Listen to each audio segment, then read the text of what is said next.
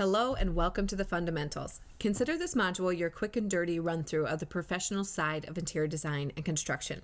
Your crash course into design styles and language, construction jargon, and how to read your floor plan. There's way more to know, but this is enough to get you started. Design language. Knowing and understanding the terms and descriptions used in design is very important, or you will quickly get lost in the conversation. If you don't understand a word or term that someone is using, ask them to clarify. First, you want to make sure that they really understand what they were talking about. There are a lot of people out there that like to overcomplicate ideas and use fancy design terms because they want you to feel inferior or they are so in the know. Like they understand design so well and you should just trust them if you don't get it. That will never work and you will end up with more stress and anxiety about the unknown. Again, this is a very long process, so you need to be very committed to your ideas. You will get challenged several times before it's all said and done, so be very sure of your vision. I can absolutely get you there, but you need to know what you want, and only you can do that. Second, you need to learn the language, at least for your own design. There is just no getting around it. It will help you cut through ambiguous discussions and really understand what you are striving for. It will also help you hone your own search for inspiration. Mid-century modern fireplace designs using natural rock is going to pull up much more accurate images than cool fireplace designs. It keeps you focused on your design and where you are going. Download the vocabulary lesson that I've included and read it through. I'm sure there are plenty of terms that you already know, but there are probably a few that you don't. Honestly, the amount of translating that I do on site concerns me for the rest of the building projects out there. And that's just the stuff clients admit to not knowing. We all know that we play along sometimes to avoid feeling foolish or unprepared, but do not take that gamble on your house. You need to understand everything. Keep the list around. Those terms might just look like a long list of unnecessary information at this point, but your contractor is going to mention it later, or you're going to wonder what he meant, and the answer will be right there. So you're welcome. Let's get into design styles. Why do you need to know design styles? Clients will come to me and say they want a white kitchen. Okay, don't stop there. Look at all these white kitchens, and none of them are the kitchen you were imagining. Find the right inspiration images, use the right language, and you will get so much farther faster. In reference to the images in this presentation and all the presentations in this course, I want to be clear, these are not photos of my own projects, but images I sourced elsewhere because they accurately reflect a style or point I am trying to make. This course is about the knowledge and general education of interior design and construction that you need to better understand and participate in your home construction project, not in promoting my style or the projects I have completed. Let's start at the most basic level and work our way out from there. Most residential interior design can be broken up into either traditional or contemporary, and I like to throw transitional in there too. Of course, there are exceptions to every rule, but we are not worried about that yet. If you walk into a showroom, this is the most basic way to start defining your style and what you want to look at.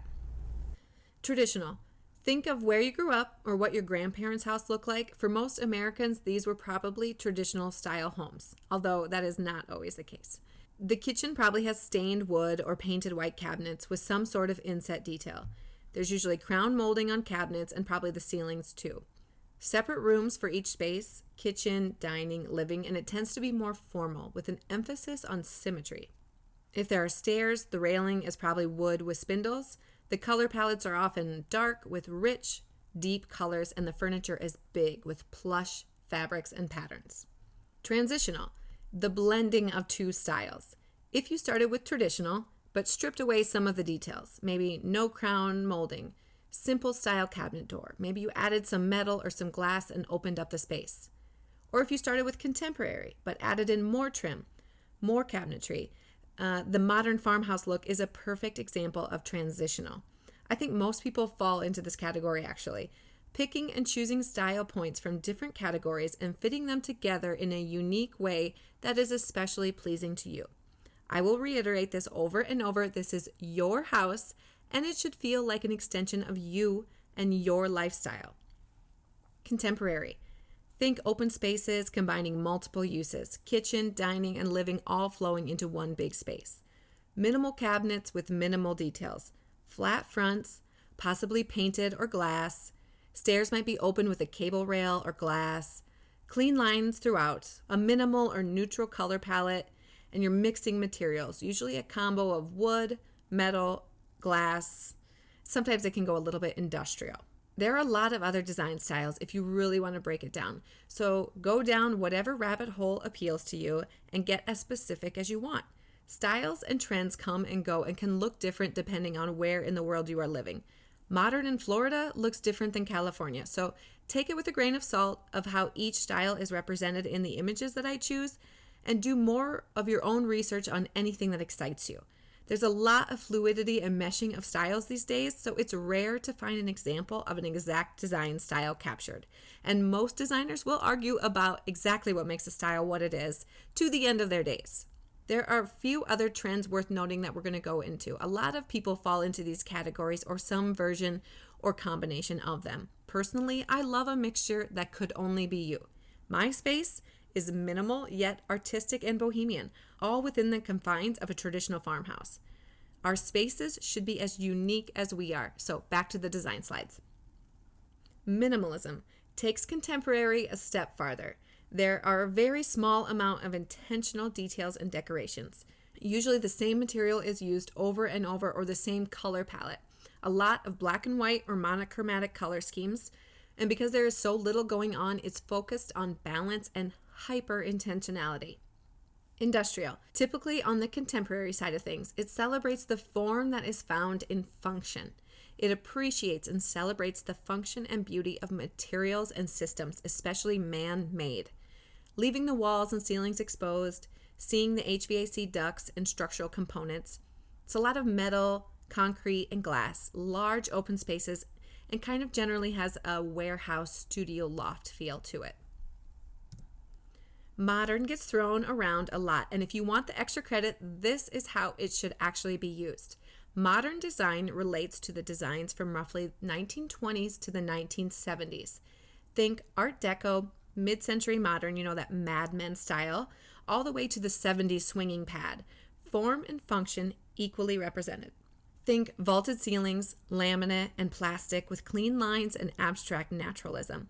Warm wood tones, bold color palettes with an emphasis on symmetry and always a sense of balance. Contemporary is actually more of the moment and constantly evolving, combining past styles into something new for today. What we consider today's contemporary started around the 1970s. Scandinavian, a personal favorite of mine, a minimal, clean, light color palette with natural materials. It's an intentionally simple and understated design with surprising organic lines or geometric patterns. There's not a lot of decoration. The focus is on the natural beauty around. There's lots of windows, and it feels like bringing the outside in. Farmhouse. Joanna Gaines made this style popular, and any of you living in the Midwest are probably pretty familiar with this look. Wood floors, light, neutral color palettes, shiplap, reclaimed materials, and especially wood. Clean, simple, and a little bit formal.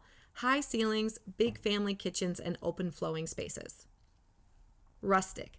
Think log cabins, mountain homes, places that really embody the physical environment with large open spaces, raw materials like wood, timbers, stone, stucco, celebrating the function and beauty of a material in its most natural state. It's usually accompanied by hunting trophies, leather, Native American and Western art and patterns. There's a connection to nature in a masculine way, and to me, it is the feeling of conquering nature. Whereas bohemian, on the other hand, is a connection to nature and spirit in a more feminine way. Soft, plush fabrics and furniture, lots of layers, tapestries and tassels, and plants. Anything goes. It's really more about the mindset here. It's mixing patterns, styles, and cultures, creating a worldly vibe that speaks to the heart of the person designing the space. And then there's coastal. This varies depending on which coast you are on, but there is a general feeling of open and airiness. The materials feel like they come from the coast. So driftwood and sandy wood tones, whites, blues, sea glass, wicker, and rattan, and it can range from formal to casual, and it usually has an indoor-outdoor feel with large windows. We all wish we had a beach house. So the point of this crash course through design styles is not to exactly define styles and be superficial about it, but to show you some breadth of what's out there, to see what sparks joy to you. So now you know some of the terms. Keep going in whatever direction appealed to you, and you will find your style.